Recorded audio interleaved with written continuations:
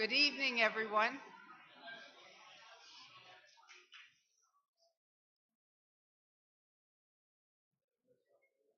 Good evening. It's heartwarming to see all of you here tonight. For those of you who don't know me, I'm Ellen Walk, and I have the good fortune of being the Vice President of Programming here at Temple Beth Shalom. Our synagogue has long been committed to providing edifying cultural events for our members and community. The outstanding speakers that have graced us with their presence have taught us, entertained us, and enriched our lives. Tonight is no exception, and we're grateful to all who have made this evening possible. We in this room have been very lucky. Lucky to have lived in the best of times, lucky to be part of a community that emphasizes the Jewish values of learning, tolerance, and inclusion, and lucky to have the support of the Herbert Tarr Institute and the Arthur Goldberg Social Action and Cultural Arts Program Fund. These two benefactors have sustained our efforts in underwriting this evening's exceptional presentation. I cannot mention the Herbert Tarr Institute or the Arthur Goldberg Fund without pausing for a moment to remember two dear friends of blessed memory, Florence Meyer and Arthur Goldberg, and to tell their families how we proudly carry these good names in our hearts, especially on nights like this. Many other sponsors have kindly contributed to tonight's event, and they are listed in our program. On behalf of Temple Beth Shalom, I thank each of you for your thoughtful support and look forward to a continuing and growing collaboration. And finally, we are indebted to Wendy Jagerheimen and members of her committee who gave their time and effort to bring about this event. Their names are also listed in our program in grateful recognition of their efforts. With Helen Churko from Royce Carlton as our guiding light, Wendy, the committee, and our executive director, Donna Bartolomeo, they have spent endless hours on the details that have made this evening possible. By the way, if Wendy looks inconsolably tired, don't feel too sad for her. She arrived home yesterday from a trip to the Indian Ocean island of Mauritius, and that may account for some of her exhaustion. That and her hard work on tonight's program. Wendy, I don't know where you are, but Wendy, we're glad you made it back in time. And now, it is my pleasure to introduce a shining star, a past president of this congregation, my friend and mentor, Judy Goldberg.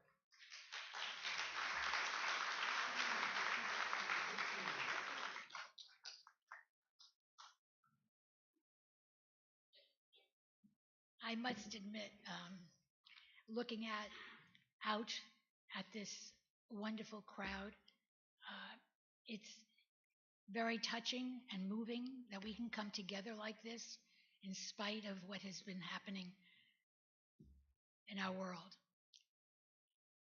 Let's keep it up, I hope. Keep it up. The Arthur Goldberg Social Action and Cultural Arts Fund was established for TBS with the purpose of sponsoring programs that would be significant and meaningful and open to the community. It was and is our intention to have the fund underwrite as much of the cost of special events as possible and to keep admissions as low as possible. We have sponsored lectures, dialogues, seminars, and have had a beneficial, ongoing relationship with Queens College, providing us with stimulating programs and timely sources. Tonight, we are proud and have much pleasure in welcoming Mitch Albom to our synagogue.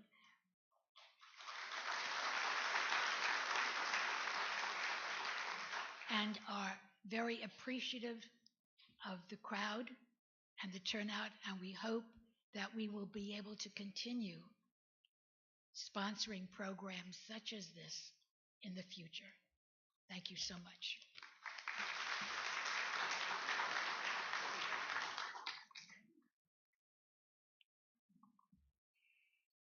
My task tonight is very pleasant and very limited, and that is to acknowledge Judy, the Arthur Goldberg Social Action Cultural Arts Fund of Temple Beth Shalom. Those of us who knew and loved Arthur, he had a long and distinguished law career, respected judge in our community, a past president of this congregation, together with his wife Judy, also a past president. They're as close as you can get to TBS royalty. Upon Arthur's death, Judy established this fund here at Temple Beth Shalom to make programs just like tonight's available to our community. We're indebted to Judy, and we are pleased to have the opportunity to honor Arthur's legacy. It's also tonight, I shouldn't do this because I'm sure there's somebody else, but I just found out that it was Lisa Schlesinger's birthday. So we wish Lisa a happy birthday. Another part of Beth Shalom royalty. Right? 24 years ago, I can remember the moment that the Herbert Tarr North Shore Institute for Adult Jewish Education was founded. I was standing in the back of our chapel. It was after Minyan. I was fairly new as a rabbi in this congregation, and this woman came up to me, and we had sort of already had a relationship, and she told me that she was saying Kaddish for her brother, right? And I said to Florence, well, her name's Meyer, Florence Meyer, who's your brother? Herbert Tarr. Oh, I then explained to her that her brother's book had influenced me in my journey to become a rabbi. We became close friends at that point, and she mentioned to me that she wanted to do something because her brother had no children to cement his legacy and to honor his name. As a result, the North Shore Institute for Adult Jewish Education was renamed to memorialize Rabbi Herbert Tarr, the best-selling author, humorist, whose warmth, wit, and wisdom were exemplified in his critically acclaimed novels, The Conversion of Chaplain Cohn, Heaven Help Us, So Help Me God, A Woman of Spirit, and on. These are books that reached both Jews and non-Jews, enhancing their appreciation, their understanding of Judaism. Florence was so proud of her brother. And since, as I said, he didn't leave, she was the only survivor, she was determined his name would live on. Rabbi Tarr was the quintessential Jew. He believed that all Jews should respect and be responsible for one another. It didn't matter whether they were conservative, Orthodox, Reconstructionist, Reform, or secular.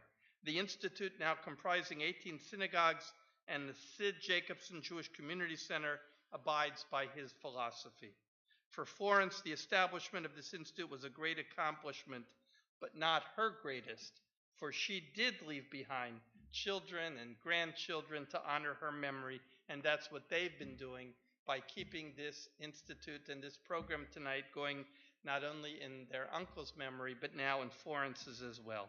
We acknowledge Sharon Schwartz, Lynn Spivak, Jeffrey Meyer, Amy Kane, and their families for all the wonderful work they do. Like you, I'm looking forward to our speaker, but if you ask me who I am looking forward to meeting in heaven, Florence Meyer and Arthur Goldberg, may their memories continue as a blessing, are near the top of my list. Have a great evening.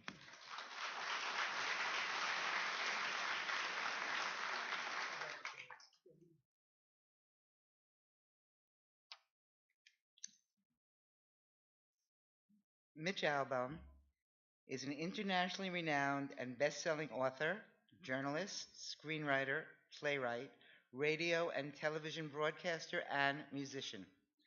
His books have collectively sold more than 35 million copies worldwide, have been published in 49 territories and in 45 languages around the world, and have been made into Emmy Award-winning and critically acclaimed television movies. Tuesdays with Maury has become the best-selling memoir ever published. In 2010, Mitch received the Red Smith Award for Lifetime Achievement by the Associated Press Sports Editors. In 2013, Mitch was inducted into the National Sportscasters and Sports Writers Hall of Fame. Mitch operates charities in Southeast Michigan under his Say Detroit umbrella and an orphanage in Port-au-Prince, Haiti. His new book, The Next Person You Meet in Heaven, debuted as the #1 bestseller on the New York Times bestsellers list. Please direct your attention to the screen for a short video.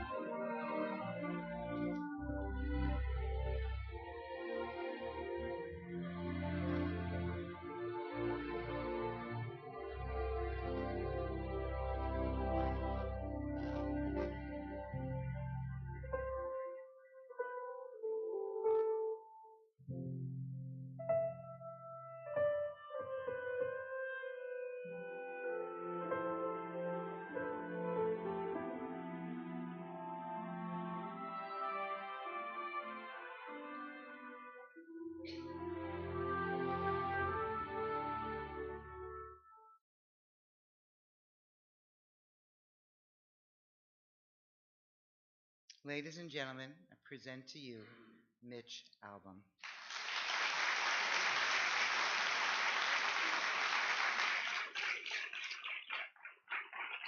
Thank you. Thank you very much. I really am not sure I belong on a bema. I'm half inclined to just start my bar mitzvah portion here. But I appreciate being asked. There'll be no moment here where I pull out reading glasses or take out a speech and start reading prepared remarks.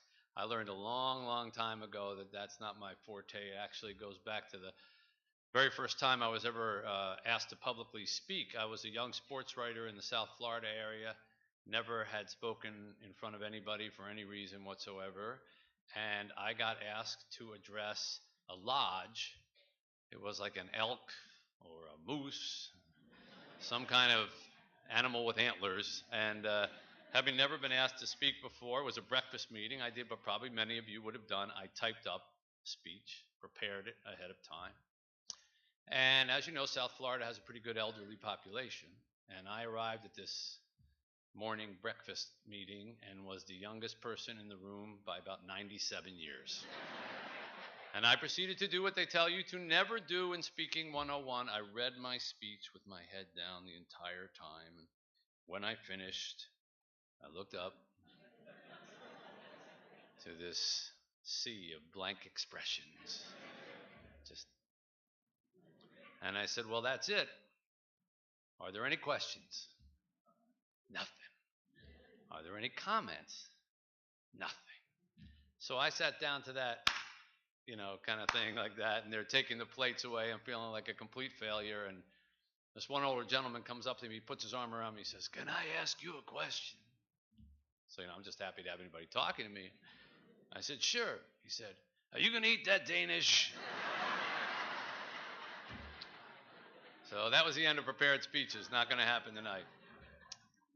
But I really don't need anything prepared, because when I decided that I would go out on this book tour for this new book here, the message of this book and the book that preceded it, The 5 People You Meet in Heaven, is essentially that all lives touch one another in some way that we perhaps don't even understand. And when I was trying to think about what are the best examples I could give to that when I was going to go out and speak, I realized I actually may be the best example of that, because my career and my path to stand in front of you here has been such a series of accidents and happenstance, and if this didn't happen or this person didn't happen or whatever, that I wouldn't be here. So I'm going to try to lay that out for you over the course of the time that I'm going to speak, and I think by the end I'll actually have convinced you that this theory that I have of how we all affect one another in ways that we don't know actually proves true, because otherwise I would not be here in Long Island speaking to you tonight about this topic. So let me start by squashing perhaps a premonition or a thought that you may have about me as a writer. A lot of people see a writer, if they have any success, they figure, well, that person was probably writing when they were 4 years old. They were like Mozart, and they did their first novel when they were 7, and they wrote an anthology when they were 15. I never wrote a word. I never wrote a word in high school. I never wrote a word in college. I had no intention of writing anything. I was a musician. That's all I was interested in doing, and that's all I ever planned on doing. And when I got out of high school, I told my parents I want to be a musician, and being son of Jewish parents, they said, that's wonderful, you're going to college. And so I went to college. I went to Brandeis University, but still the whole time I was there, I was thinking about being a musician. And in fact, I had a professor there whose name was Maurice Schwartz, who we'll get back to a little further on in the talk. And he too advised me that I should be a musician. That's what you want to do. Follow your heart, follow your dreams, go into music. So I finally graduated, and I was going to come to New York City to be a musician, because that's where everybody had to go make it, in New York City as a musician. But before I did that, I did what a lot of people do or did back in the late 70s, early 80s. I backpacked around Europe. Anybody do that when they got out of college, right? It was a thing to do back then. So I backpacked across Europe.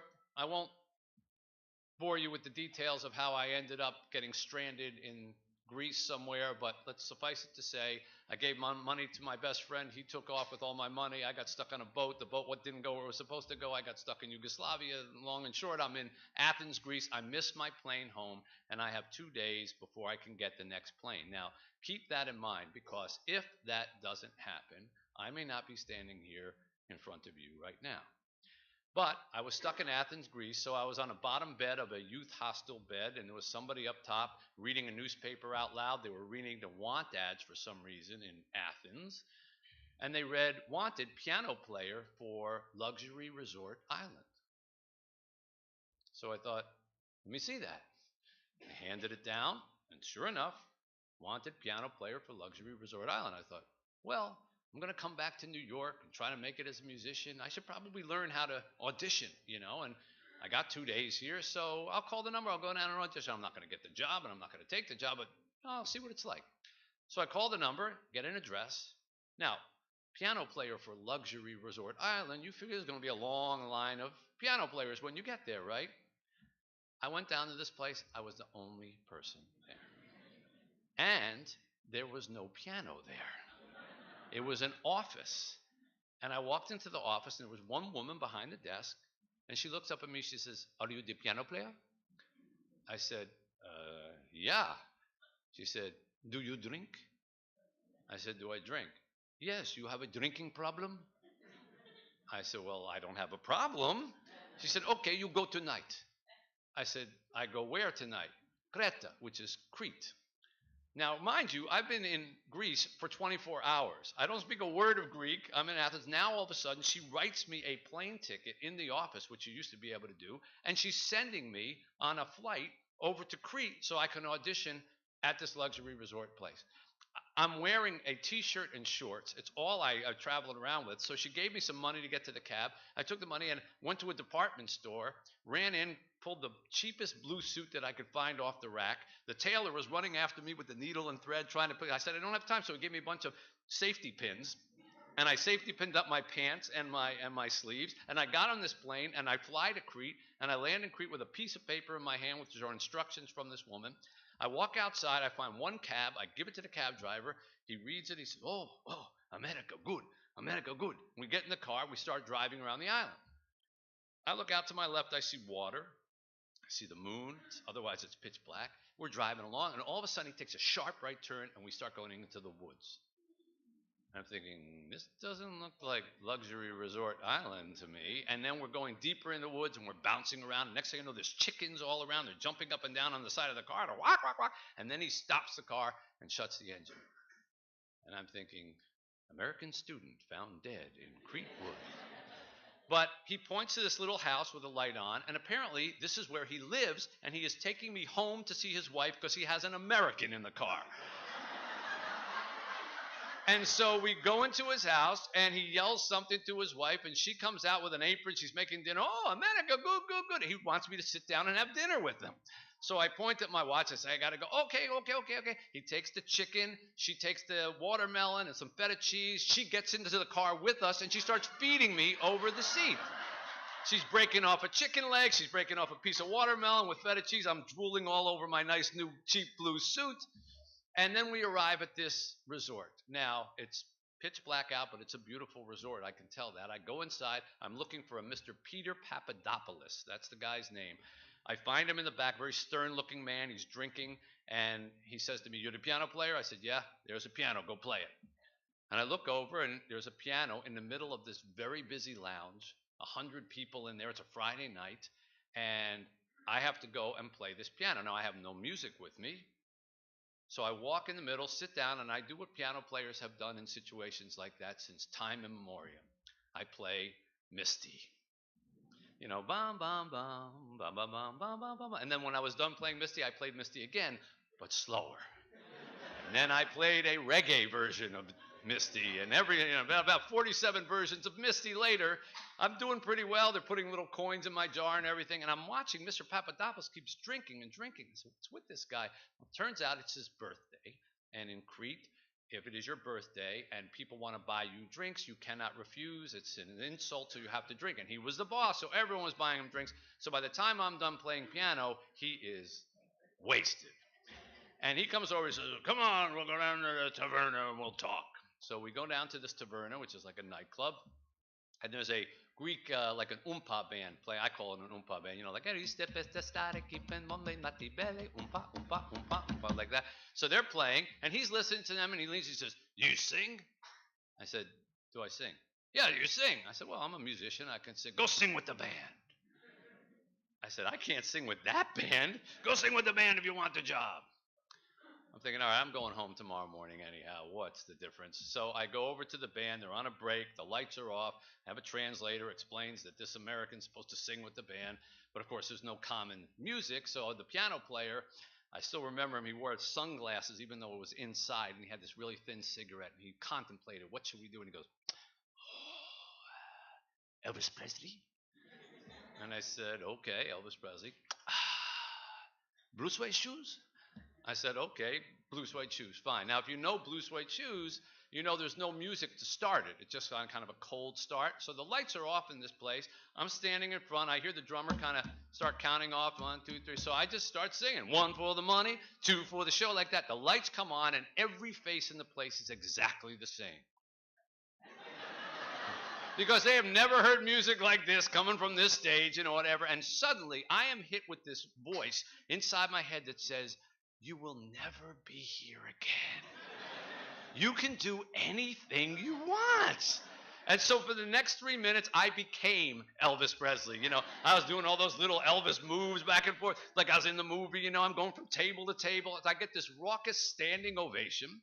I go sit back down with Mr. Papadopoulos, and he says, "That's it. I'm hiring you to be my singer and my piano player." And I'm thinking, I'm going home tomorrow, baby. I don't know what you're thinking about. He says, "Now I'll give you your own bungalow, and you can use all the facilities and all the food, and I'll give you $400 American cash every week."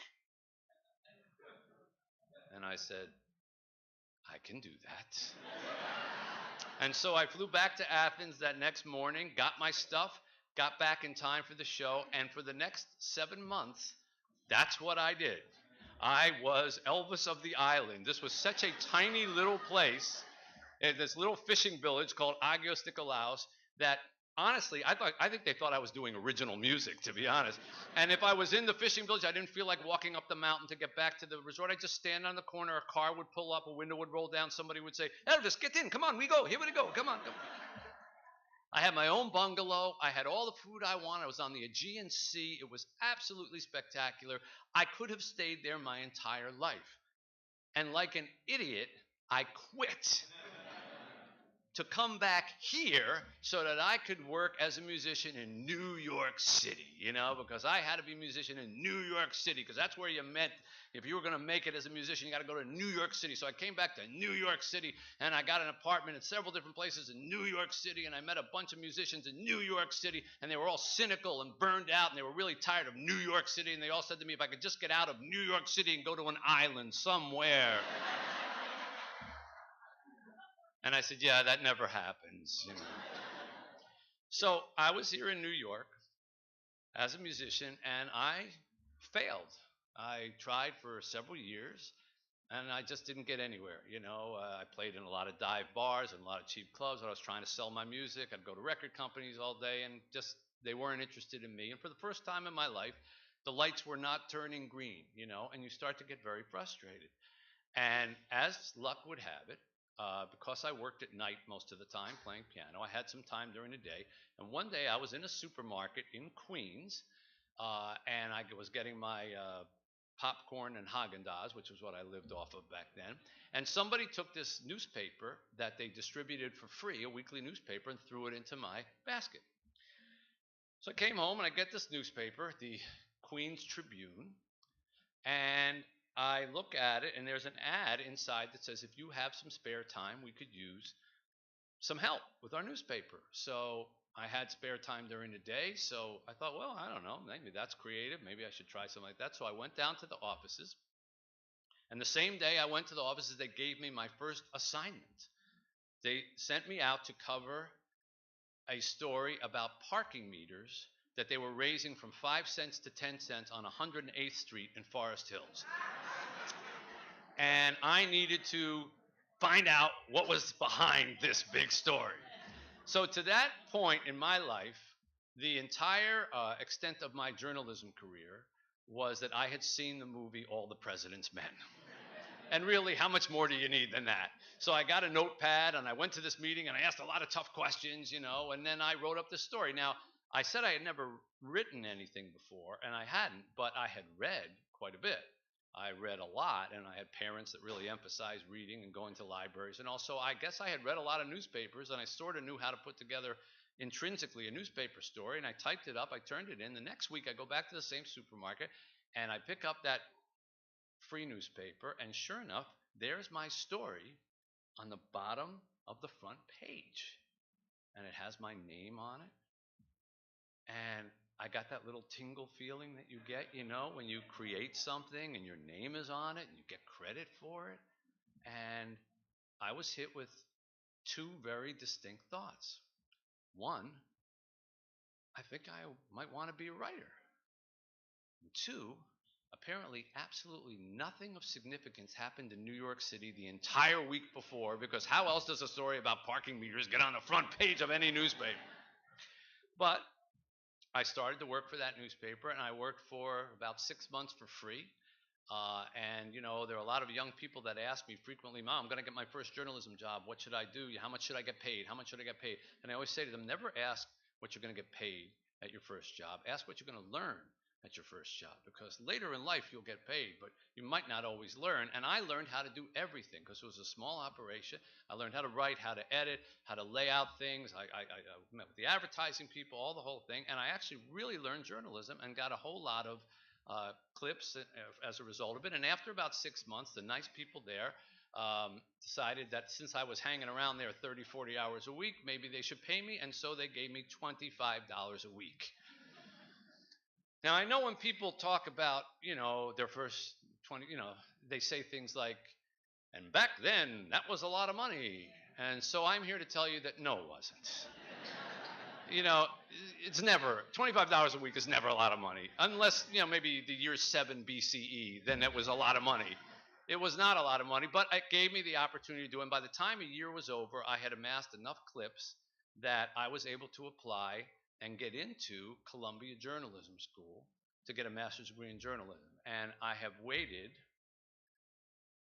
I can't even count, but I guess it's 30 plus years, to say thank you to the man who owned that newspaper, who just by total coincidence showed up here tonight and introduced himself in the back.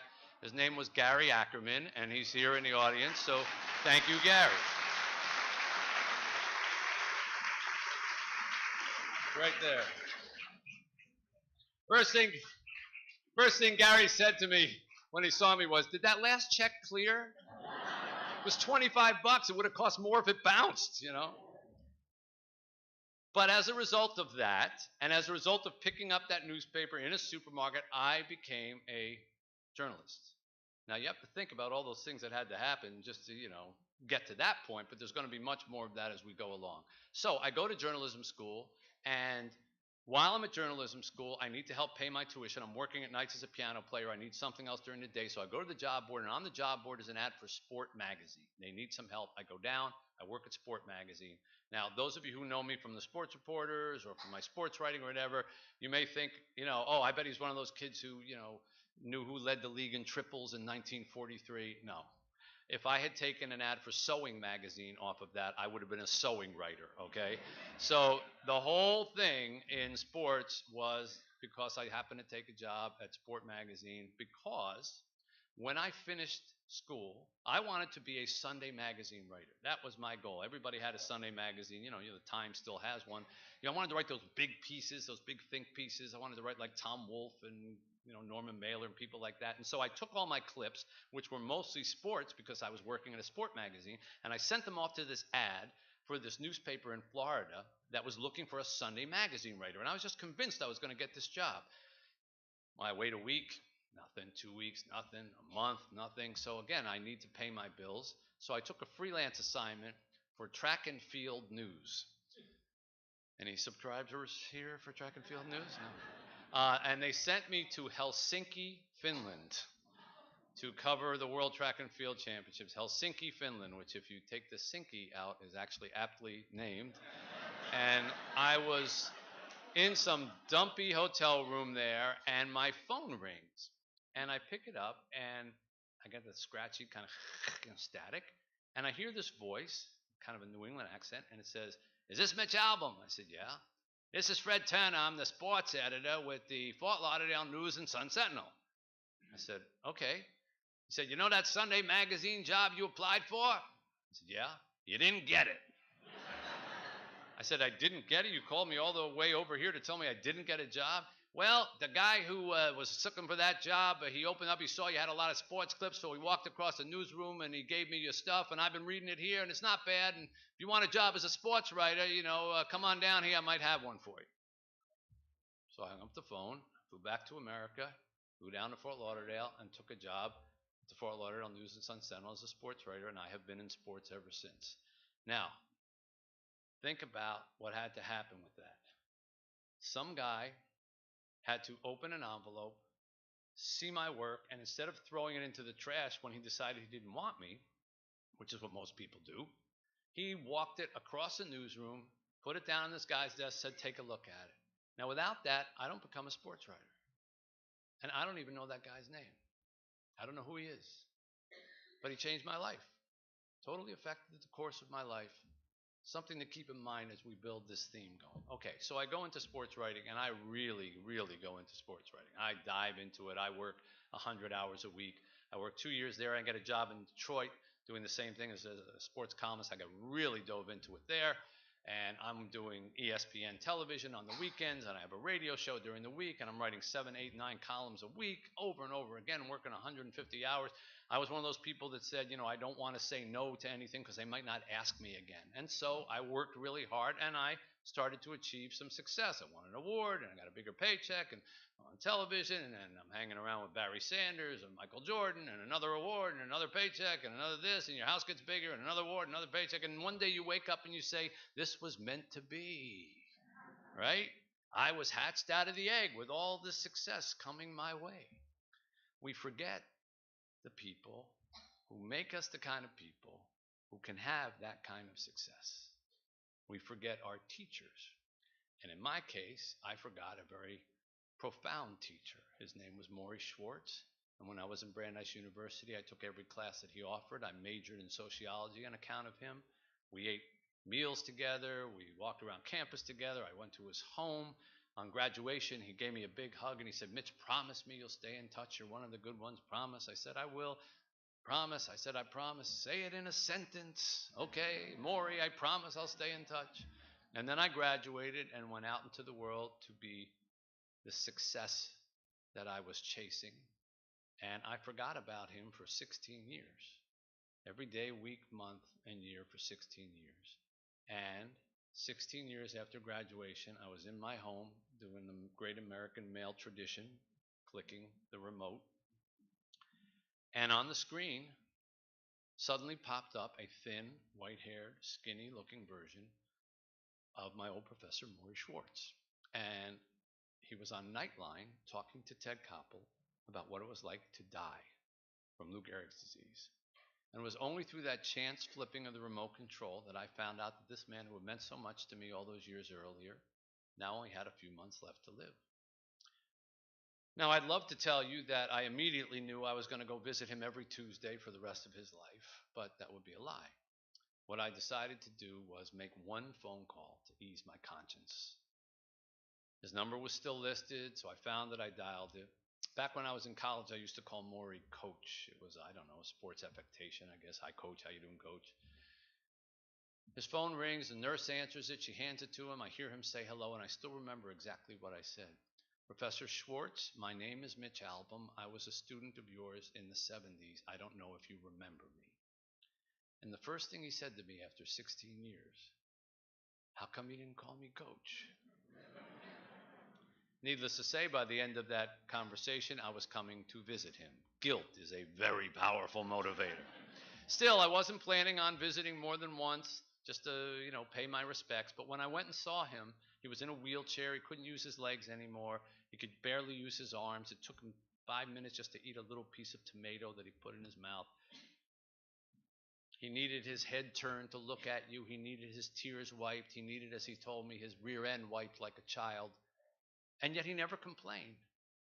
He just kept talking about all these amazing things that he was realizing now that he was dying. He likened it to a leaf like that are out there right now. In your final days, you get the most colorful, the most brilliant. And he felt like he was becoming his most colorful form of himself as he was dying. And when I flew home that night, I said to myself, you're 37 years old, you're perfectly healthy. He's 78 and he's dying. And he seems 10 times happier with his life than you are. What's the matter with this picture? And I began to go back next Tuesday, the next Tuesday, and all the Tuesdays that Maury did have left in his life to try to get the answer to that very simple question, what do we know when we are really looking death in the face? Not the one day I'm going to die thing, but the I'm going to die really soon thing.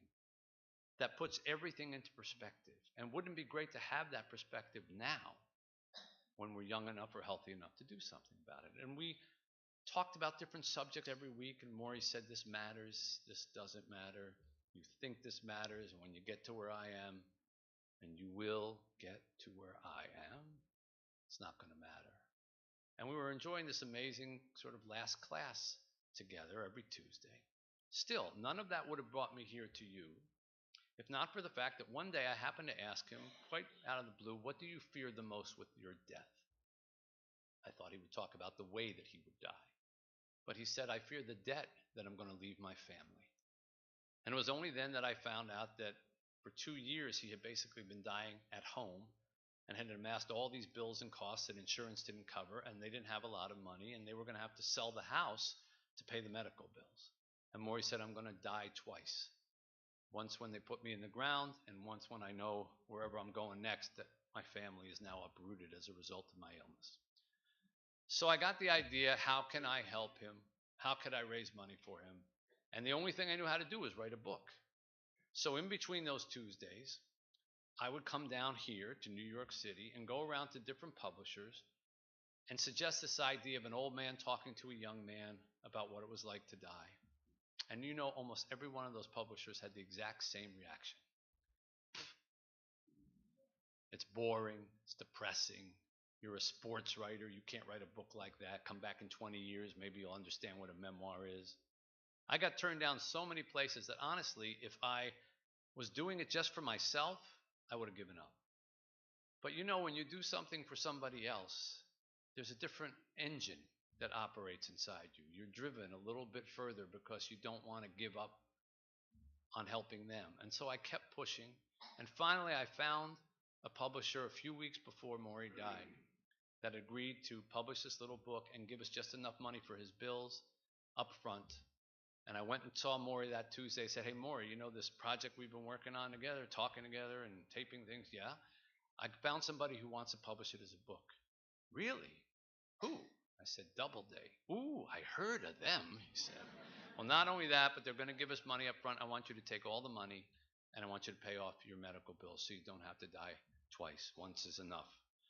And Maury cried, and I'm sure I choked up myself during that. And I always say to people, for me, that was the end of Tuesdays with Maury, because I had finally learned to do something nice for somebody else, without thinking of myself, and do something in return for all the nice things this old man had done for me. But for the rest of the world, Tuesdays with Maury hadn't even begun. Maury died 3 or 4 weeks later, and then I began to write the book, Tuesdays with Maury. And it's worth noting that Maury Schwartz never read a word of that book. Not one page, no draft, nothing. I didn't even start it until after he died. Maury Schwartz never read a word of Tuesdays with Maury, and yet that book is taught in China, in Switzerland, in Africa, in Belgium, in South America.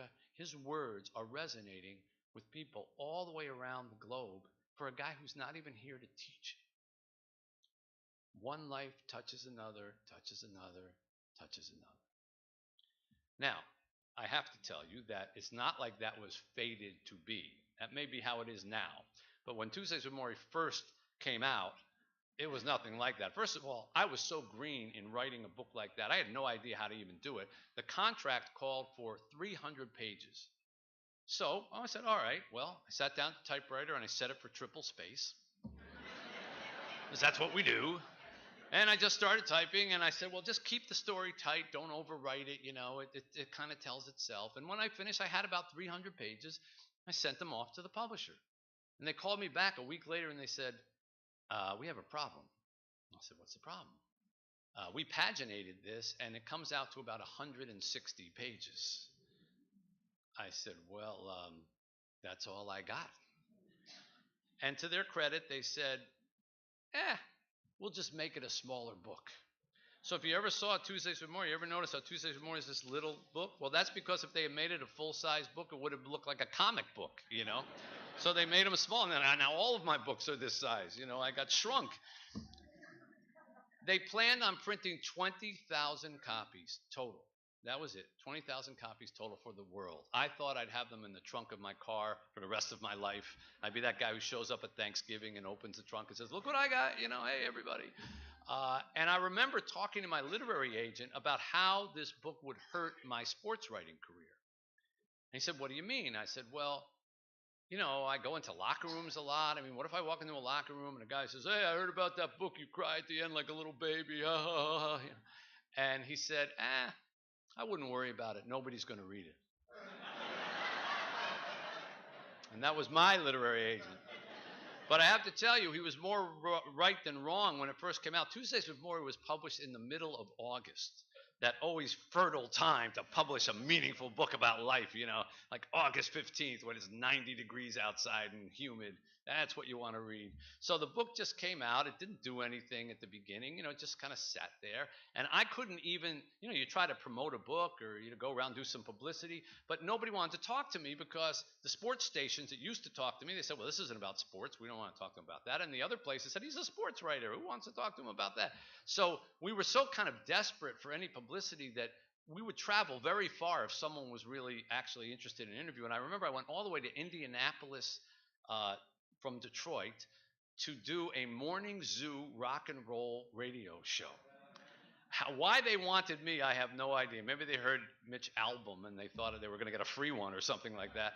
But I walk into this place and it was pitch black and the music was blasting and there was this disc jockey. I see him through the glass, his hair's out every which way. I see my book on the counter and he kind of motions me to come in, so I come in and he motions me to sit down and I sit down. The music's still blasting and he pulls down the fader. He's got one of those great FM disc jockey voices. He goes, yeah, folks, that was some Van Halen for you. Now we got a surprise. We have Mitch Albom, and he's written this book called Tuesdays with Maurice. So, Mitch, I guess the obvious first question would be, why Tuesday?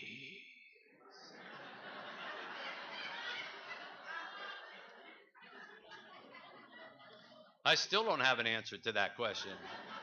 But that's kind of how it went. And then a funny thing began to happen. People began to read Tuesdays with Morrie. There's no other explanation for it. There was no media. There was no. People just started reading it and passing it around. You know, little bookstores, small independent bookstores, which are the backbone of the book industry. You know, the places you go in. There's a cat in the window, and there's a little basket of Halloween candy, and there's always an owner who kind of knows the clientele, and they say to people, "Hey, you should read this book. This is good. Try this." And people take it and go home. And it started to get this little buzz. Tuesdays with Morrie. Now, the truth about the publishing industry is when they publish a small book and it starts to sell, they don't really think of it as a big book because that would mean they made a mistake. So it's just a small book behaving oddly. And so when time came to reprint, extra copies, they were very cautious. They reprinted in like quantities of 8. What about 9? No, not 9. 9's too many. No, 8. So we were growing in like 20,008 and 2016 and 2024, And then out of the blue, we got this call from Oprah Winfrey. It's so funny. No matter where you go in this country, if you say, we got a call from Oprah Winfrey, you can hear the crowds always goes like, oh. Like you are just compelled to form the first letter of her name. Oh, Oprah Winfrey. Yeah. She's a lovely woman and done wonderful things with me, but it's so funny. Everybody has the same reaction. So anyhow, it wasn't the call from Oprah Winfrey, where she picks you for her book club. I've never been an Oprah Winfrey book club selection. I imagine you get that phone call, you hang up and you call Jamaica and see if there are any new condos for sale, But it wasn't that. She was doing a show on Death and Dying with Elizabeth Kubler-Ross, and they had 55 minutes allocated for that, and they had 5 minutes at the end for like a parallel story, and they asked if I wanted to be like the parallel story. So we said sure, so we got in a car, we drove to Chicago, that's where Oprah was filmed. Now, I don't know how many of you have done the Oprah program, probably all of you, I don't know, but you don't get to meet Oprah ahead of time. You don't get to chit-chat about what she's going to ask you. It's all filmed in real time, and you meet her when you go out on the set, and they shoot it live to tape, so even though it's taped, if there's a minute for a commercial, that's all you have to sort of get ready and go. And so they keep you in this, kind of alley behind it, and then they give you all these instructions. You go out, you turn right, you go left, you go around the corner, there's going to be a chair, get in the chair, ready, go! And they push you out. So now next time you watch the Oprah Winfrey reruns on tape, take note of her furniture. Oprah doesn't have like human beings furniture. Oprah has Gulliver's furniture. All the tables are up here, all the chairs, everything's really high. So I go out, I take the left, I go around, I get in there, I get into this massive chair, I sit back, and my feet do not touch the ground. And so now any thought about anything intelligent I'm going to do on the Oprah Winfrey program is out the window because I have one thought only. Please, God, let my toes touch the ground. Please, I'm sliding into the seat. And I just don't want to look like Edith Ann from Laugh-In, and that little girl in the chair, and I'm stretched like this. Oh, yes, Oprah, whatever. I honestly could tell you I cannot remember one thing that was said during those 5-minute interviews. But in 5 minutes, I sweated through my suit. Not my shirt, my suit had outside stains on my sports coat, and then it's over. And the lights go off, and the audience leaves, and I'm feeling like such a total failure. Like, oh, God, I just blew that terribly. And I get out of the chair, and I parachute to the ground, and do a tuck and roll a couple times, And as I'm walking out, Oprah Winfrey yells after me, oh, hey, I'd like to make a movie out of this book. Would that be okay? And I said, okay. And she did. She made a beautiful movie with Jack Lemmon and Hank Azaria, and it turned out to be Jack Lemmon's last real acting role. And most people don't know this, but Jack had cancer during the filming of Tuesdays with Morrie. He didn't tell anybody, but I think that which ultimately took his life, that really informed his performance, and it was a wonderful performance. And I had the great privilege of getting to know him briefly before he died and calling him a friend. And Hank and I are still friends to this day. And she did a great job, and the movie came out and was very popular. So, okay, after that and some other things, Tuesdays with Morrie wasn't a secret anymore. And a year passed, and 2 years passed, and now there was a different issue. Now, all of those publishers who wanted nothing to do with Tuesdays with Maury only wanted me to write Wednesdays with Maury. Chicken Soup and Maury.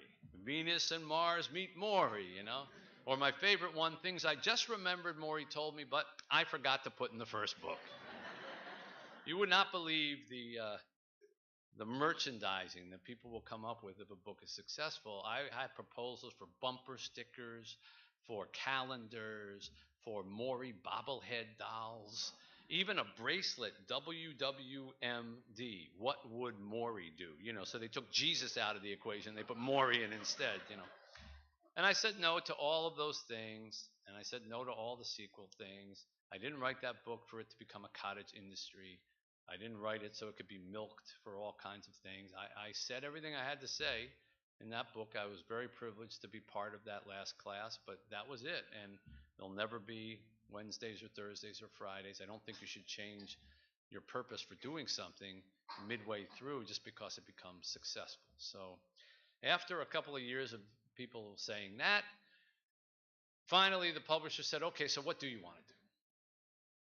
And I didn't know. Because the truth was, Tuesdays with Maury had kind of gotten so big, it became very intimidating. And 3 years passed, and 4 years passed, and 5 years passed.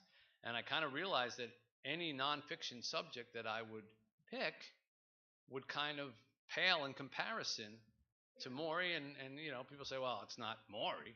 And, of course, the publishers didn't seem to think it would be a problem. They would say to me, like, can't you just find someone else who's dying and sit next to him, ask him some questions? I said, it really doesn't work like that. So finally, after 5 years, and they said, what do you want to do? I said, well, I think I know what I want to do. Oh, good. What? I think I want to write a novel, fiction. No, that's a terrible idea. You're not a fiction writer. Nobody's going to read that. You're a nonfiction writer. You're the guy who wrote Tuesdays with Maury. Nobody's going to want to read. And I'm sure I would have listened to them, except it sounded very much like what they had said when I came to them with Tuesdays with Maury. So I said, well, if it's going to be a failure, it'll be my failure. And I had an idea about life and death and heaven and earth that was based on a story that an old uncle of mine told me. His name was Eddie, and he lived not so far from here in Brooklyn in the Bronx. And he fought in World War II. He was in combat in several places, including the Philippines. He was a barrel-chested guy, kind of Popeye-like, had Popeye's voice, kind of talked like this. Hey, buddy boy, how you doing, buddy boy? He wore those beater T-shirts, but he would tuck them in for dinner, so it was formal wear, And he used to tell me this story every Thanksgiving about this night that he technically died on an operating table. They were doing open heart surgery, and they lost him for a few seconds. And he said that he remembered coming out of his body and floating above the table and looking down and seeing all his dead relatives waiting for him at the edge of the bed. And of course, as a kid, you would say to him, gee, Uncle Ed, what'd you do? And being the salty guy that he was, he said, what'd I do? I told him, get the hell out of here. I'm not ready for any use yet. And apparently he scared them right back to heaven, and he went back into his body, and he lived a little bit longer. But to me, that was always what must be what happens when you die, because he was my uncle, right? And he's not going to lie to me. I'm going to believe him. And to this day, I believe that that's what happens because he told me. And I believe that you meet people who were your family or your relatives, and one day I'll meet him. So I got this idea that kind of was based on that. And I went around to these different publishers in New York trying to tell it to them. And the fact was they didn't really want to hear it. They all wanted to meet with me after Tuesdays with Maury, but I would just sit there and they would kind of twiddle their thumbs while I began to tell the story. And then they'd say, well, that sounds good. Why don't we do that like second or third or fourth? Why don't we do a nonfiction book first, and then we'll do that second or third or fourth. And it was getting kind of frustrating. And then one day I went to this publisher called Hyperion, which was not a big publisher. And there was a man there named Bob Miller. And when I got into his office, he had arranged chairs in a circle. And he had all of his staff come in and sit in the circle with him. And he had one chair for me. And he said, sit down, just tell us whatever story it is that you want to write. Tell us a story like you would tell somebody else. So I did. I told him the story about this old man named Eddie, who looked like my uncle, who talked like my uncle, who felt that he was a nobody like my uncle always felt, a World War II vet who did blue collar jobs for the rest of his life. In my story, Eddie was an amusement park worker. He fixed the rides at an amusement park like Coney Island. And every time he tried to get out of that job, no matter what he would try to do, something would happen and would draw him back. He was like Jimmy Stewart in It's a Wonderful Life. Every time he tried to leave the town, something happened. That was him. And after a while, he just sort of sat down in his life and said, well, I guess this is going to be me. I'm going to be a nobody, nothing, working at an amusement park, fixing rides and cotton candy. And when he's 83 years old, he dies trying to save a little girl named Annie from an accident. One of those tower drop rides, those big tall things. The cable snaps and it starts to fall. And he yells at everybody to get out of the way, but the little girl runs the wrong direction and she actually runs onto the platform. And with no time to spare, he has no choice. He dives across the platform. He feels her two little hands in his, and then the whole world goes black. And he wakes up in the afterlife. And he finds out that the first stage of heaven is that you meet 5 people from your life, some of whom you knew, like your relatives, but some of whom might have been total strangers to you, who maybe you spent 5 minutes with them, or maybe you didn't even meet them, but something they did changed your life forever and changed their life forever. And each person teaches him one thing about his life that he didn't know. And as they are finished and he's about to go on to the next person, he begs them, did I save the little girl? Just tell me, did I save the little girl? I felt her hands in my hands. And the first person can't tell him. The second person can't tell him. Third, fourth. And finally, he gets to the last person. And this last person, he doesn't even know at all. It's a young Filipino girl. And she's standing by a river in kind of a mythical heaven setting in a woods. There's some other children playing in the river. And he goes to her and she doesn't speak. And he tries to explain who he is or asks her questions, why is she there? And she doesn't speak. And then finally, when he's at his wit's end, she looks in his eyes and she says, you burned me. And he says, what are you talking about? I don't know. I said, you burned me. You made me fire. You killed me. And he finds out that when he was in the Philippines and was a prisoner of war, when he was freed, he and his fellow prisoners emerged from this hole in the ground to find this deserted village that they had been in. And in their anger and frustration, they grabbed blowtorches and they burned the place to the ground. But unbeknownst to him, this little girl was hiding in one of the huts. And he burned her to death as well and never knew it his whole life. Of course, he finds us out in heaven. He can't believe it. He falls to his knees. He apologizes. He asks for forgiveness. He says, I didn't know. I'm a nobody. I'm a nothing. I never did anything. I worked at an amusement park. It's nothing. I wasn't even supposed to be there. And she says, you were supposed to be there. He says, no, you don't understand. It's a nothing thing. I don't do anything. I'm a nobody. She says, you were supposed to be there. You were right where you were supposed to be. He says, how can that be? She says, you fixed the rides. Because you fixed the rides, you kept them safe. Because you kept them safe, you kept children safe. You kept children safe to make up for what you did to me. And he realized that this nothing life that he thought he had actually made perfect sense with the balance of all the things that he had done that he didn't know. And he begs her with his final words in heaven, did I save the little girl? Just tell me, I felt the two little hands in mine. Did I pull her out of the way? And the Filipino girl shakes her head no. And he collapses, feeling that he's a total failure even in heaven. And then she says, you pushed her out of the way. He says, no, I couldn't. I felt her two little hands in my hands. And she says, you pushed her out of the way. Those hands were my hands, and I was bringing you to heaven. And when I said that, a woman in the circle burst into tears. She went, oh, and she said, I'm sorry. I was just so into the story. I'm sorry. And it was, funny, and it kind of, broke the mood.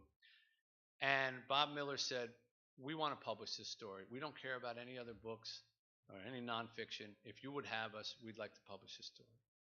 And in the elevator going down after that meeting, I said to my literary agent 2 things. I said, okay, 1, I want to publish my book here with these people. And number 2, whoever that woman was, I want her to be my editor. Because anybody who gets me like that is someone I want to work with. And that is exactly what happened. she became my editor for the Five People You Meet in Heaven and for the next 3 books that I wrote. So her name is Leslie Wells, and she always said to me that was the best crying I ever did, you know. And so the book came out, The Five People You Meet in Heaven, and I was very blessed that it was well received around the world, and it gave me the opportunity to create stories for a living. And that is a wonderful, wonderful opportunity to be able to use your imagination and create stories that people want to read. And I've written a number of novels since. Now, as The Five People You Meet in Heaven got popular, I began to get calls from around the world or emails or letters saying, well, what's the second stage of heaven? You know, you can't just leave Eddie there, you know, and what happened to the little girl? And I used to tell people, use your imagination, because I'm not really a sequel writer. But in the last few years, I suffered some losses in my own life very quickly, rat-a-tat-tat. And it got me thinking about heaven. And so one day, about 2 years ago, I pulled out The Five People You Meet in Heaven off the shelf and I read it. I never do that. I never read any of my books because I'm one of those people that always keeps wanting to change everything, you know. Maybe Gary Ackerman can tell you a story, or you know, anybody I ever worked for a newspaper, I'm always changing my copy in between editions. Can I add this? Can I take this out? Can I change this? I'm the same way with books. I chase them right to the printing press and see if I can change one last word. And so once they get to me and they're actually done, I'm afraid to open them because I think I'm going to say, why did I use that adjective? That's a terrible adjective. I should use something else. So I generally don't read them, but I pulled that one off the shelf and I read it from start to finish. And by the time I was finished, I totally remembered the voice that I had used in that book. I totally remembered my uncle, the way he talked. And I sat down and wrote the first paragraph of this book here. Now, the first paragraph of The Five People You Meet in Heaven, I still remember from heart. It went, this is a story about a man named Eddie, and it begins at the end with Eddie dying in the sun. You might think it's strange to start a story with an ending, but all endings are also beginnings. We just don't know it at the time. This book begins with this paragraph. This is a story about a woman named Annie, and it begins at the end with Annie falling from the sky. Because she was young, Annie never thought about endings. She never thought about heaven. But all endings are also beginnings, and heaven is always thinking about us. And once I wrote that paragraph, I was off and running in the story. And so I'm going to end by just sharing a little bit of what the story is. This book follows what happened to Annie, the little girl that Eddie pushed out of the way. Yes, he did save her life. Yes, she was pushed away, but she wasn't unscarred. That tower drop that fell and landed on Eddie and killed him, a big piece of metal snapped off and hit Annie here and severed her hand from her arm. And she went into shock, and they raced her to the hospital, and they reattached her hand. But the trauma of the event left her without any memory of what actually went on. She just remembered that she went to the park in the morning, and she woke up in the hospital. Her mother, who was so ashamed of leaving her alone and allowing this to happen, takes her from the hospital and moves her across the country. They change their last name. She severs all contact with her past because she's ashamed and she doesn't want to have anything to do with that. And so Annie grows up with no real explanation or contact to what happened to her other than this feeling that somehow she did something wrong, and that feeling permeates her whole life. And she begins to become one of those people who thinks everything I do is wrong. Junior high school goes bad. She doesn't have a lot of friends. She gets out, her relationships go bad, her jobs go bad. She becomes a nurse eventually to try to find some way that she can do something to help people, but even things there go bad. And finally, when she's about 30 years old, a childhood sweetheart comes back into her life. They fall in love quickly, and he asks her to marry her. And she figures, well, something's going to go wrong here. He'll leave me. He'll leave me at the altar. But the wedding comes, and it's beautiful. And the ceremony comes, and it's beautiful. And everything seems to be great. And she finally allows herself a breath. Say, maybe this is going to work out. Finally, something right. And she suggests to her husband, Paolo, that rather than going to sleep at 2, 3 o'clock in the morning, why don't they go out and take a sunrise balloon ride so that they can end their honeymoon night, their wedding night in the clouds. And they can always tell their kids, we started here, we ended up in the clouds. And so they go on this balloon ride. And if you remember the first book, and you know the kind of setup, then you know that something bad is going to happen on this balloon ride. And it does. And I'll share just a little bit of that with you here right now. Remember, her husband's name is Paolo, and uh, balloon the balloon pilot is a man named Teddy, who's very inexperienced. Oh my God, Annie marveled 40 minutes into the trip as they glided over vast empty pastures. This is just unbelievable. A sudden gust hit the balloon, veering it sharply westward. Whoa, said Teddy, the pilot. Whoa, said Paolo. It's nothing, Teddy answered, eyeing the clouds. The winds are kicking up. I'm going to take it down a little bit. He pulled the valve, cutting the hot air, causing them to descend. A few minutes later, with the skies darkening, another strong gust pushed them further west, and Annie noticed they were getting closer to a thicket of trees. Teddy opened another hatch, allowing hot air to escape and the balloon to go even lower, hoping to avoid the gusts. Suddenly, the trees were very close. It's all right, no biggie, Teddy said, but you might want to get down in case we scrape a branch. Then, as the woods drew closer, his voice intensified. Okay, get down. Annie and Paolo dropped inside the basket. The bottom half of the balloon smacked into high branches, and the passengers were jolted to the side. Stay down, Teddy yelled again. I'm going to land us. He pulled the hatch even more, which caused a loud hissing sound. Looking up from her crouch, Annie glimpsed something dark and horizontal through the thick display of leaves. Power lines. The balloon made contact and pushed one line into another, and Annie heard a sizzle, and then she saw a blinding flash. Sparks exploded, and Teddy's knees buckled. He hollered, and then the basket dropped rapidly, and Annie yelled, and Paolo yelled, and then everything was flipping, and Annie couldn't get a straight view. Trees, sky, floor, an arm, a rope, sky, shoes, fire. They blew sideways, and the basket smacked the earth, tossing the three passengers across its bottom. Annie saw flames, sky, ropes, Paolo, her elbow, blue jeans, sky, and then Teddy disappeared over the side rail, and the balloon began to lift again, hot air from the propane fire causing it to rise. Suddenly, Annie felt Paolo's arms hard around her ribs. Jump, Annie, he yelled. She saw his face for an instant, but before she could say his name, he threw her from the basket, and she was falling in the air, falling, and then bang! She hit the ground back first.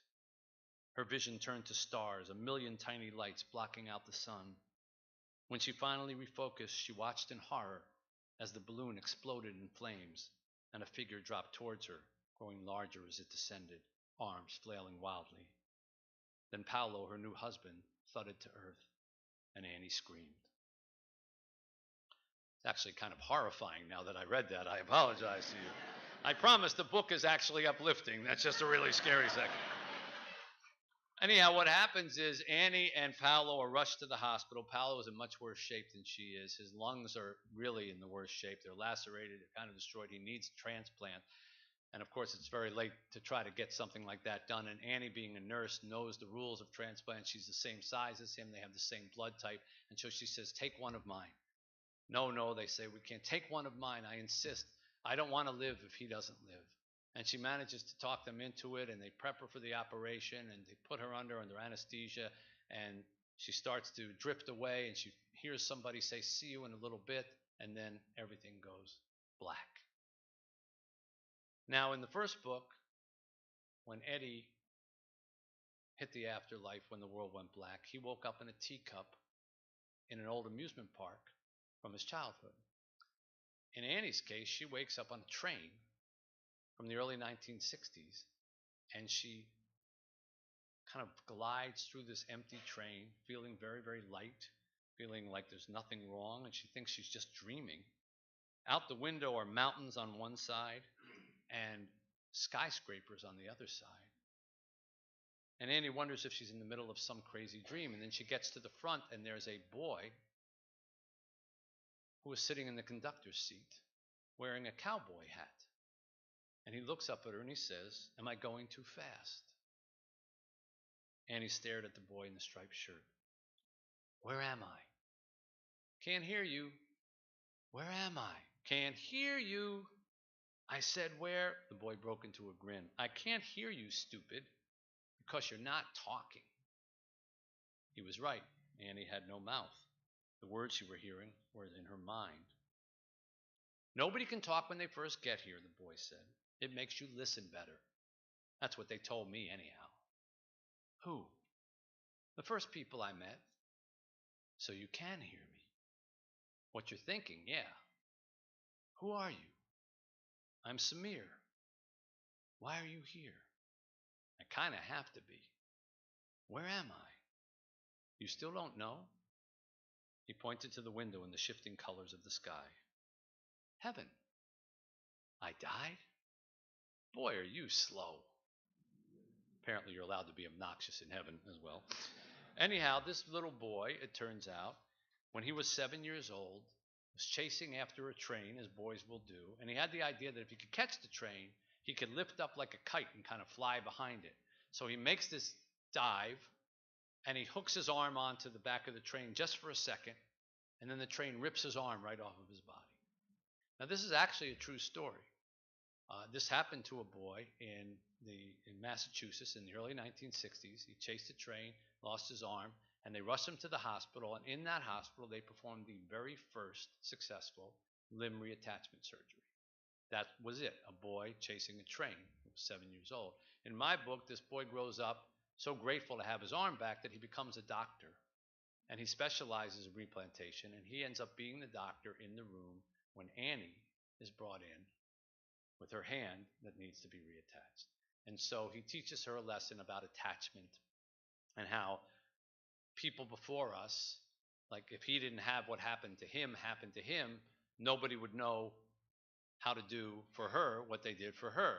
We stand on the shoulders of the people who came before us, and the people who come after us stand on our shoulders. You know how many times we say, oh, if my great-grandfather had been born 50 years later, he would have survived what killed him. Well, that's true, but we don't think about the fact that if he didn't go through that disease, they wouldn't have been able to find the cures to handle it. We are all part of this timeline, and we're all connected. One life touches another. You see a theme that's going on here. I'm talking, right? So Annie goes through and she meets different people along the way. And I'm not going to tell you all the different people that she meets, but she also asks, about her husband, and nobody can tell her. I will tell you this because I let it slip the first night that I was out on book tour, and the reaction was so overwhelming that apparently I touched some kind of nerve that I need to reveal. So I will tell you that one of the people that Annie meets in heaven is her old dog. And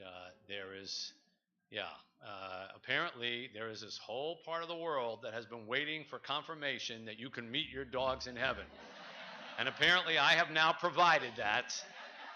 And I have been so inundated with emails and requests, I actually ended up writing an essay for bark.com.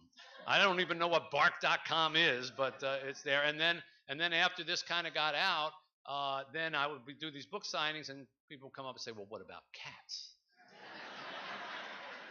And I said, yes, cats. Cats are there too. And then the other night someone came up and said, there better be horses. So I'm saying cats, horses, dogs, Noah's Ark. Everything that was on the Noah's Ark, you get to meet in heaven. I have it on good authority, so take it from me. Dogs go to heaven. They have souls, and you can count on that because the book says so, and it's in the book. So there you go. The last thing I will share with you, because it ties all of this together, is the moment where Annie meets Eddie again in heaven. Now, of course, that had to happen, or else it wouldn't really have been a sequel. And thus the title, The Next Person You Meet in Heaven. Because in the first book, Eddie meets 5 people from his life. And then here's the answer to all those emails, what happens in the second stage? You become one of 5 people for somebody else. And so the next person you meet in heaven is the person that you are waiting for to explain to them the influence that you had on them. And Annie washes up on a seashore where she sees a pier and an amusement park, because if you remember the first book, if you read it, that's where Eddie chooses to have his eternal setting. And she hears a voice, and the voice says, you mind not standing on my grave? Annie spun to see a squat old man standing in the sand, arms folded like flippers across his chest. He wore a pale brown uniform and a linen cap. I did die here, he said. Well, over there in the park. He shrugged his thick shoulders. His hair was white, his ears were large, and his nose was flat with a crooked bridge as if it had been broken more than once. The lines by his eyes cracked down to whiskered cheeks, and they lifted now into a friendly grin. "Hey, kiddo," he said, as if he knew her. "I was kind of hoping you'd be older." "Older?" Annie said. "You're awful young to be here." "Well, there was an accident," Annie said. She looked away. "A balloon, it caught fire. My husband and I were in it. He was hurt really badly, and they took one of my lungs to save him. And during the transplant, I must have..." The old man raised an eyebrow. "Died?" Annie still winced at that word. "Yes, died. And I don't know what happened to my husband. All I remember is the operating room and a doctor touching my shoulders saying, 'See you in a little bit,' like I'd wake up in a few hours. But I never woke up." "Let me guess," the old man said, rubbing his chin. "You've been asking everyone in heaven, 'Did my husband live? Did I save him?'" "How did you know?" "Because when I first got here, I met 5 people too. And with every one, I asked the same question because I couldn't remember my last seconds on earth. What happened? Did I save the little girl?" "Wait," Annie said. "The little girl." The old man set his gaze, and Annie felt powerless to turn away. She locked on a cloth patch near his heart, with 2 words written on it. "Eddie Maintenance," she said. "Little girl," he answered back. He held out his beefy fingers, and Annie's lifted to meet them. When they made contact, she felt safer than she'd ever felt before, like a baby bird crawling beneath the shelter of a mighty wing. "It's all right, kiddo," the old man whispered. "It's all going to clear up now." Okay, I'm stopping before I finish the book, and you say, "Well, that was very nice. What else do you got?" But I will end with this thought. I get asked a lot when I write these books, what's the message that you want everybody to take from this book? Of course, that's kind of a silly question because there's never any one message, and there's lots of messages. And really, I want first people to just enjoy the book as a story. But in this particular case, I mentioned before that I wrote this out of a reaction to some loss that I had in my life. So there kind of is a message, and it's twofold. One, there is no such thing as a person who just makes mistakes. Annie thinks that everything she does is wrong, but nobody exists like that.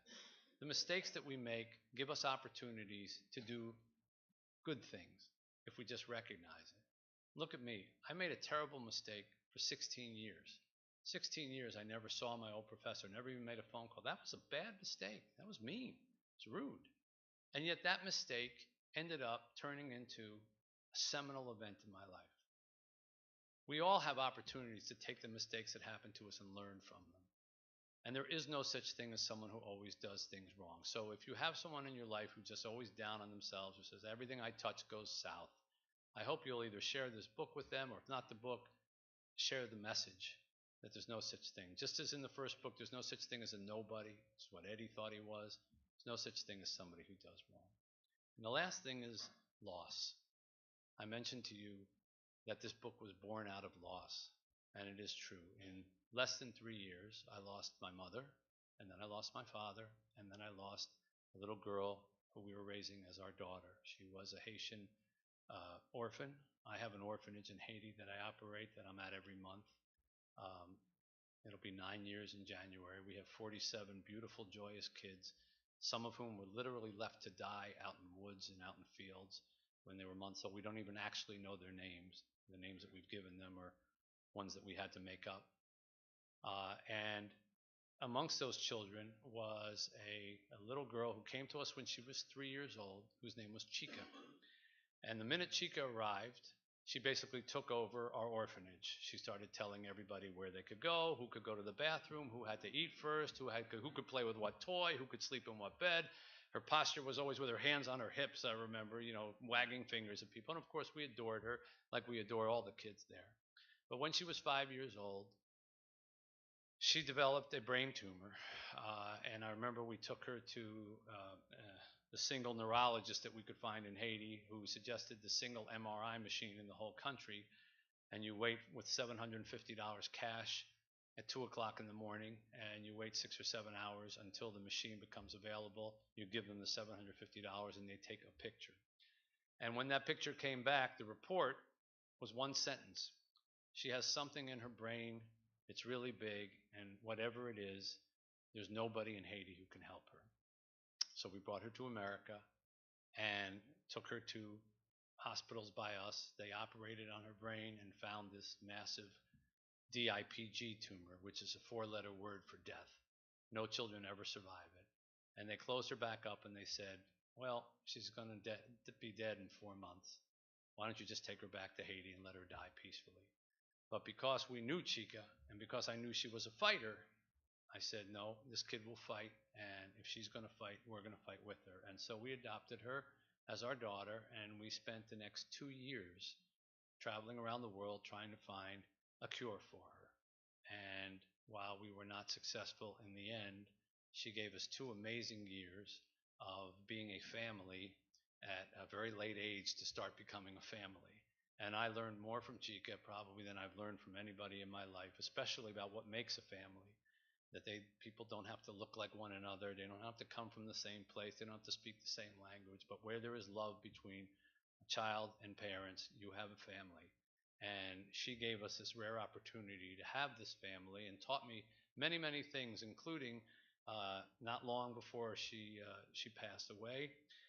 She couldn't walk anymore, and so I would have to carry her from place to place. I was her bus, I was her transportation, and we were sitting at the table coloring, and I looked at my watch. I realized I was late for my radio show, and I jumped up and said, Chica, I got to go. I'm sorry. She said, no, stay here and color with me. I said, I can't. I got to go. And she said, why do you have to go? I said, because it's my job. And she said, no, it's not. Your job is carrying me. And of course, she was right. Our job is carrying our children. Our job is carrying those who can't carry themselves. And it was the greatest job that I was ever given, even better than the one in Greece playing the piano. And I carried Chica everywhere, including the final time that I carried her out of our home after she expelled her last breath in a little bed between my wife and me, which was her favorite place. And I carried her out, and we took her back down to Haiti, where she rests today. Now, everybody who talks about their kids always has stories, and you never really know if they're true or not, or if they're just exaggerating. So I grabbed a little piece of videotape before we came here. I could have picked any piece of videotape from any day and proven the same point. But I told you that Chica was a little bossy. She also liked to sing solo. And so I grabbed this little tape to illustrate that. Twinkle, little star, how I wonder what you are. Where you are? No. What you are? Yeah. Sure. See, twinkle, twinkle, little star, how I wonder what you are. Yeah. It's like watching Sonny and Cher, isn't it? Chica, as I said, really loved to sing, and not long before the end, we heard her singing from our bedroom one night, and she was singing a prayer. Every night in Haiti, the kids get together and they do devotions, and they sing prayers out of the blue. There's no books, there's no paper. One kid will start one, and they'll all join in, and they'll sing for 40, 45 minutes, unbounded joy and gratitude to God for what they have, even though they have nothing by comparison to what we have in America, literally nothing. And this was a song that the kids sing, and my wife heard her singing, so she went in with a iPhone to try to capture a little of it. Now, normally you go into a room when a kid is singing, with an iPhone, the kid stops singing, right? And then you have to beg them to sing again. Not only did Chica not stop singing, she sang for 8 minutes, totally uninterrupted, not even acknowledging my wife was in the room. And I honestly believe at that moment she was communing with God, and she was seeing a little glimpse of heaven. And I know that because I've watched this tape endless amounts of time, all 8 minutes of it. This is just a few seconds of what that was like.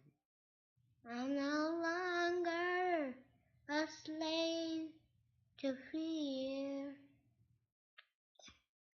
I am a child of God. I'm no longer a slave to fear. I am a child of God. Now, I believe that that's true.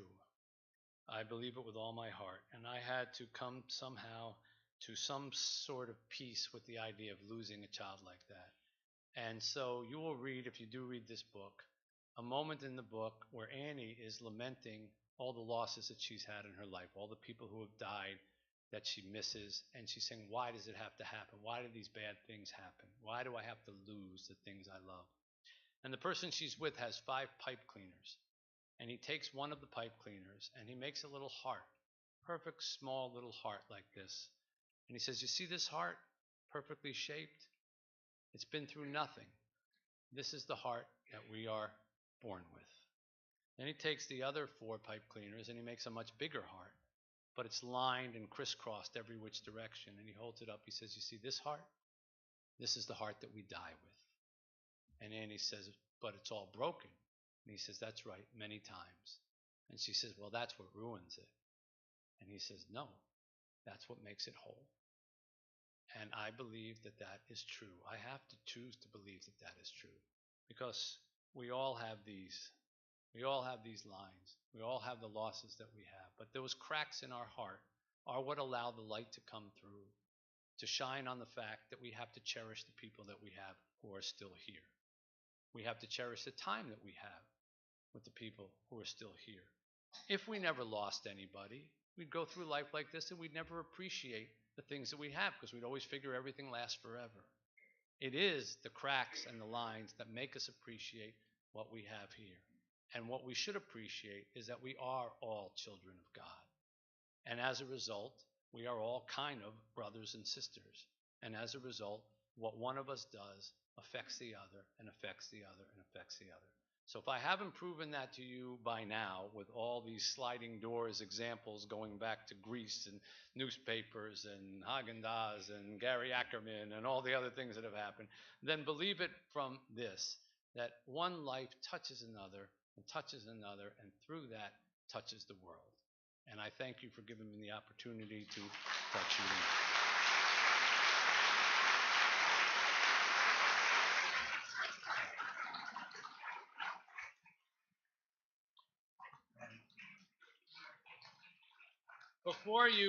Before you exit, one last thing. This is my 7th book tour that I've gone out on, and I finally have wisened up to something. I'm a slow learner. When I go out on book tours and when I go to sign books, frequently people want to tell me stories. Many of them are sad or long or personal, which I welcome. But sometimes a book line is not always the best place to do that, because there are people behind you who are going like that. And then what happens is people they say, well, call me or contact me, and they write their email address or something like that, and they give it to me on a little piece of paper. I put it in my pocket. I go home. I wash my pants, and that's the end of our correspondence. So I asked the tech guy that I work with, isn't there some program that I can kind of avoid this? And he came up with something that has actually worked quite well already. So you'll see on this screen, if you want to get in touch with me, you can take out your phones now and do this now, and you'll be done with it, because we won't have this slide with us after that. You text to 55678, the words Mitch 118, which is today's date, I guess. Then a space. The space is very important, I'm told. Don't skip the space. And then your email. If you do that, we are then connected. You can write me. I can write you. No salesman will call. You will not be pursued by anyone. You won't start getting detergent at your house or some kind of weird, Ed McMahon things. It's just a way, a portal for us to connect to one another. So if you want to do that before you get up and go to the book signing and put that in there, we can all communicate with one another. I am happy to sign books and personalized books for everybody. If you want to do all your Hanukkah or Christmas shopping here tonight, I'll take care of that for you too. But I ask, if there is anybody here in a wheelchair or using a cane or a walker, will you please let them come to the front of the line? If there's anyone here with young children, please let them come to the front of the line. Let's be nice to one another and not rush out to get, to be first. So again, I thank you for coming out to see me, and I look forward to meeting you out there.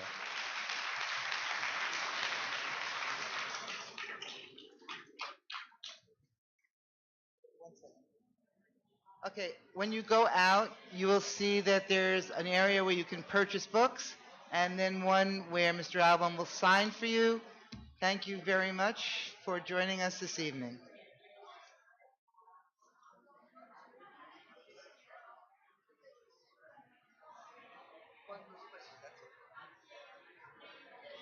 Rabbi Lucas, if you're here, can I call you up? And also, committee people, if you can come up for a photo for one moment.